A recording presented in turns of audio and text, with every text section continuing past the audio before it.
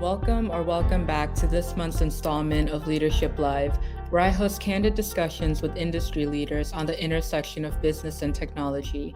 I'm Christine Middleton from Zoho for Enterprise, and joining me today is Dr. Joe Perez, Senior Systems Analyst, Fractional CTO, best-selling author, and world-renowned international keynote speaker. He brings almost 40 years of experience to the stage in data management, data analytics, data visualization, and data governance, and pretty much all things data. Let's welcome him now. Hi, Joe. Thank you for joining me today. Hello, Christine. Thank you so much for such a kind and gracious introduction. It's my honor and pleasure to be here with you today, ma'am. Absolutely. Thank you. Looking forward to today's topic. So, on that note, I would love if you could tell us a little bit about your experience with this topic today. Sure. I'm glad what you said about all things data.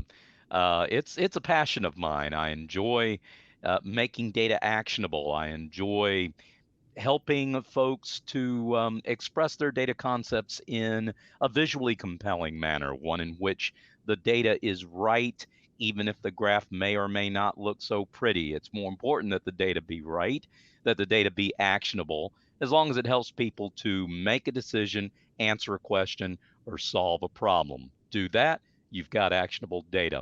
Great passion of mine, and I am just thrilled to death to be talking to you about this topic. Absolutely. And I'm sure this topic is going to be relevant to a lot of our attendees today because data is everything. And, you just collect data through every single method, mode, and means. But where the Absolutely. value really comes out of it is what you're doing with it. You're tracking, you're collecting, but how do you utilize it? Right. So I'm really excited for this one today. Yeah. Um, Been doing this for 30 years, so it's great to be able to speak to somebody about yes, this sort of thing. So, yeah, absolutely. for sure. Absolutely. So let's just get into it. The Right. first question I have for you is how does the quality of actionable data impact the effectiveness of the decision-making process? That's a great question, Christine. I appreciate you asking. Quality of data, extremely important. See, my experience working with data-driven decision making for more than 30 years, as I mentioned, highlights the crucial role of high quality actionable data. Okay, flawed or incomplete information can significantly hinder this entire process. Yeah, it's like the old saying goes, garbage in, garbage out, right? so, Absolutely. right. So, advanced AI initiatives offer deep insights. I simply cannot overemphasize the fact that reliable data remains the essential foundation of it all. For you see, the consequences of poor data quality are widespread. It can erode trust in leadership if decisions are based on inaccurate information. Right. Additionally, it slows down decision making when teams hesitate due to unreliable data, Mm, inconsistencies, inaccuracies, poor data governance. All these things create ambiguity that can stall progress. Now, on the other hand, a good actionable data is going to empower teams to make confident choices based on evidence that they've got rather than conjecture they don't have. Okay.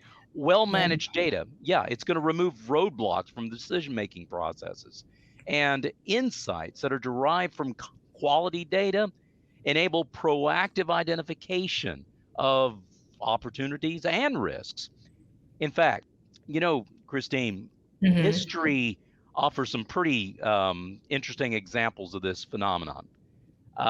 Let's take the Battle of Gettysburg during the Okay. American Civil War. All right. Hmm. Hey, Confederate General Robert E. Lee's reliance on outdated intelligence about Union troop positions significantly impacted the battle, the whole outcome. See, his assault was repelled in part by flawed data highlighting the consequences of poor information. Well, more accurately, of acting upon poor information. That's all they had, right? Like Right.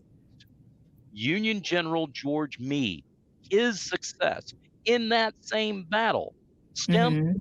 his ability to adapt and counterattack based on Right. accurate field reports on the Confederate movements or the movements of the Confederates. And, the eventual Union victory in the battle underscored the critical role of precise, timely data in guiding crucial military decisions. Okay, so Mm-hmm. after after taking a look back into the past and the history, let's Mm-hmm. take a look ahead, right? Moving forward in time here, fast forwarding, focusing on data integrity now.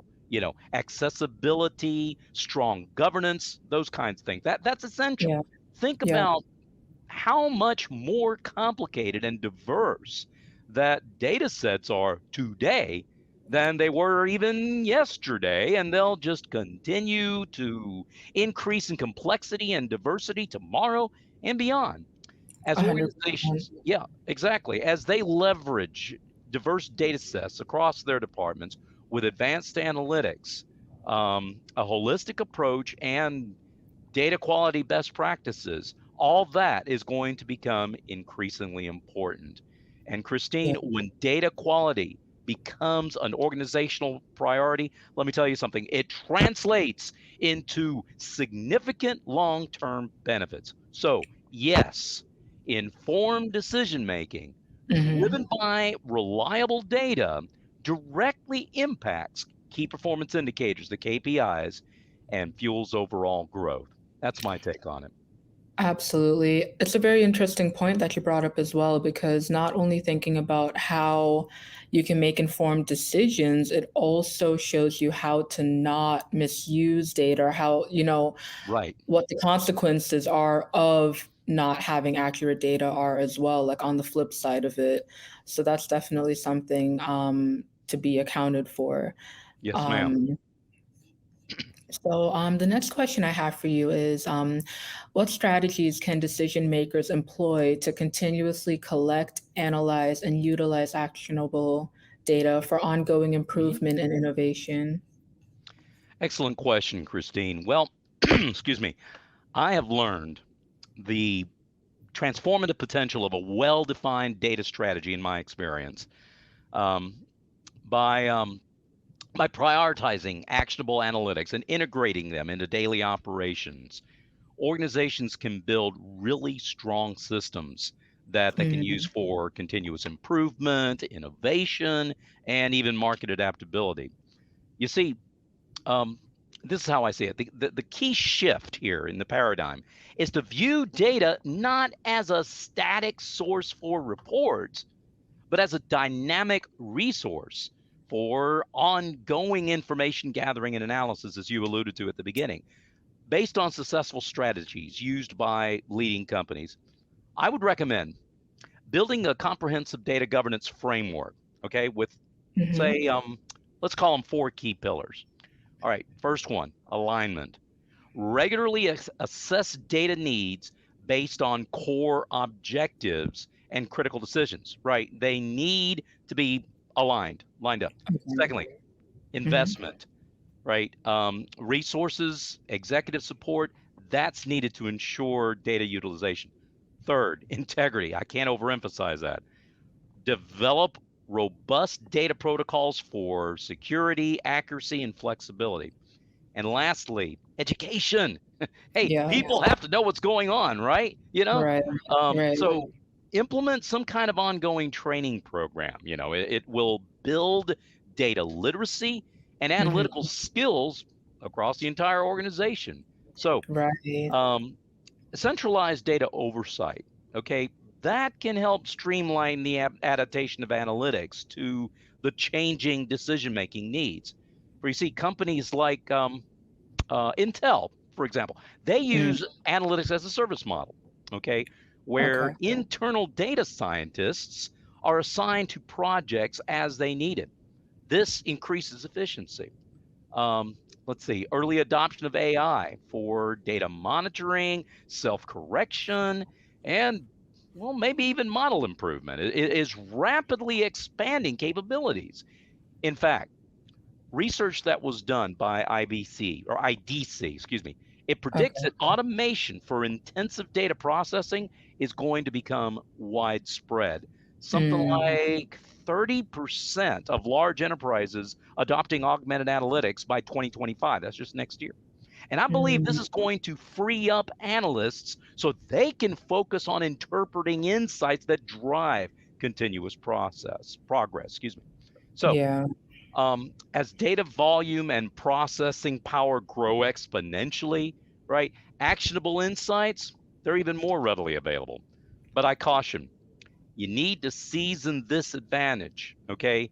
And grabbing it and holding upon it, I think, is going to take a commitment to use data analytics as an integral part of your business strategy. For you see, by making data, uh, I guess like a living priority, Mm. businesses and other organizations are going to be able to leverage its power to pretty much outperform their competitors. I think that's obviously where companies want to head. And so if they learn how to utilize and interpret, I think the key word being data literacy, to know how to use this data, how to utilize it, Right. where to apply it to. You have to be very tactful in knowing what can come of it.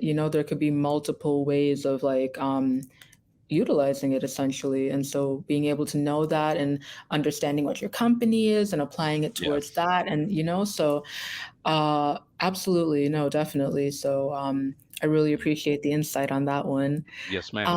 And my final question for you today is what advice would you give your younger data management professionals looking to advance their career in this field? Oh man. Well, Uh, I just absolutely love this question, Christine. Um, excuse me. My advice. Okay. Hmm. Um, the great writer Mark Twain once famously quipped, "Facts are stubborn, but statistics are more pliable." I don't know if I Mm. sounded anything like Mark Twain or not. I don't know what he sounded like, but That's here's probably my what it sounded like. maybe, yeah. I really believe that this holds valuable advice, okay, for aspiring data management professionals, even though data management professionals probably didn't really exist in the time of Samuel Clemens, okay? But you think about it though.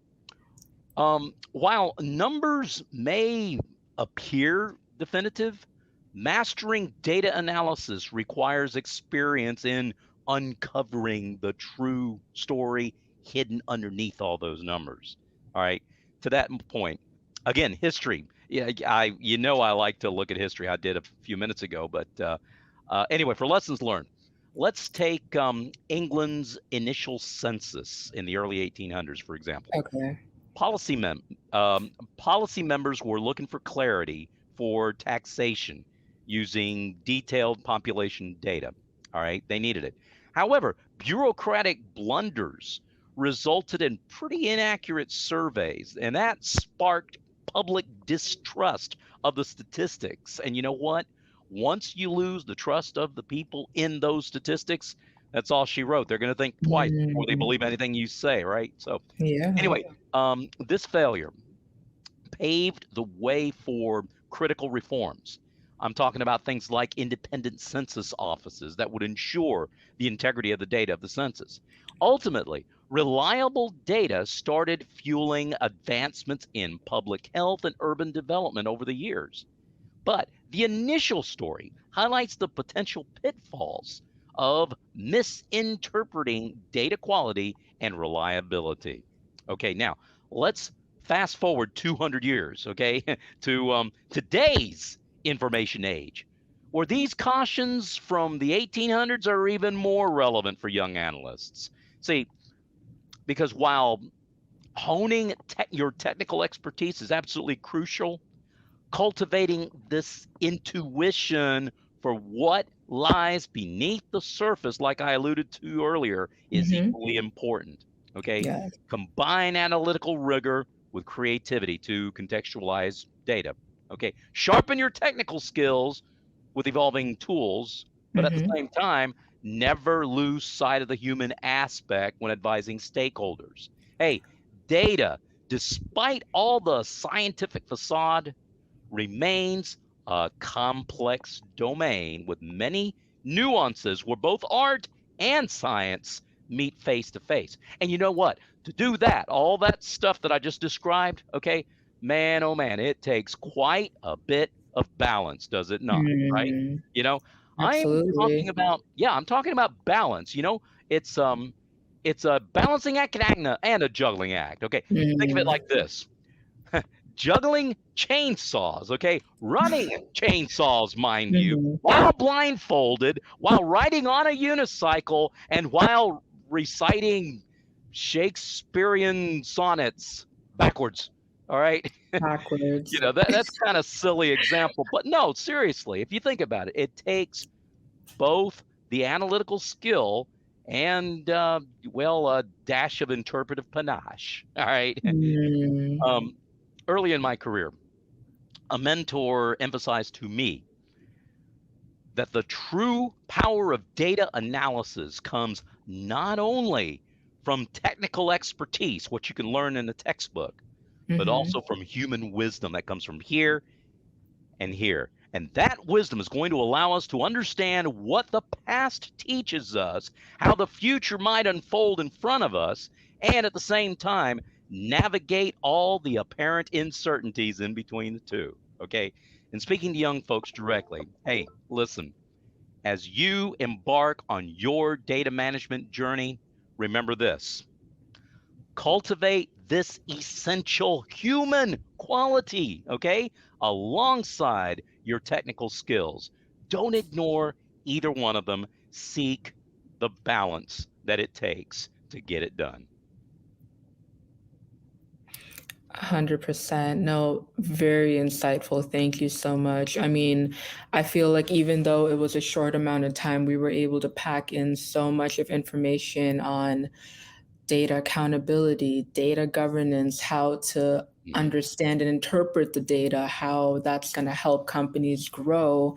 So, very useful information and also very applicable for anyone working in a company. Like data is key. It's what runs everything, Yes, ma'am. literally.